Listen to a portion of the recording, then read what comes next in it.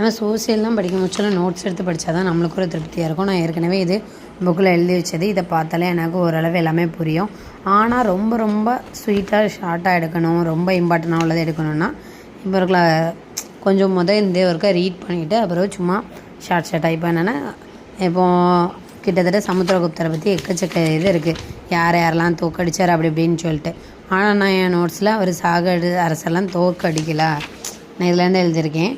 சமுத்திரகுப்தர் அசோகர் தூணில் அவரோட புகழுரை கூறுவு, அவர் மௌரிய பரம்பரையில் உள்ளவர் அப்படின்னு சொல்லுவேன். நாடு முழுவதும் படையெடுத்து சென்றதை பற்றி இந்த அசோகர் தூணில் சொல்லிகிட்ருக்கு. அது பிறகு அடிபணிந்த அரசர்கள் ஆட்சி பகுதிகள் குறித்தெல்லாம் இருக்குது அப்படின்னு சொல்லி கொடுத்துருக்கேன்.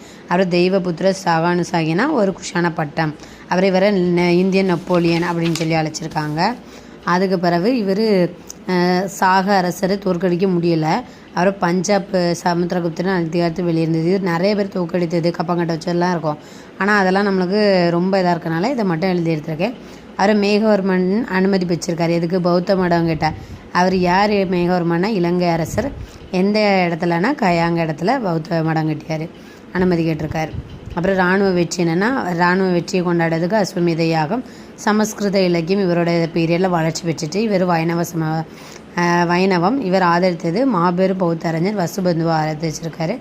கவிதை இசையெல்லாம் பிடிச்சனால கவி பிரியா. இவர் குப்த நாணயங்கள் வீணை வாசிப்பது போல் சின்னலாம் இருக்குது. 40 இயர்ஸ் ஆச்சு. இவ்வளோ தான் ஷார்ட்டாக அப்படி புக்கில் வளவளன்னு எக்கச்சக்கமாக இருக்கும் பாயிண்ட்ஸ். அதெல்லாம் நம்ம எப்படி இப்படி தான் கொஞ்சம் கொஞ்சமாக இதில் நிறைய பேர் இது பண்ணதெல்லாம் இருக்கும். அதெல்லாம் எக்ஸாமில் கேட்குறாங்கனால மேக்ஸிமம் கேட்குறதில்ல.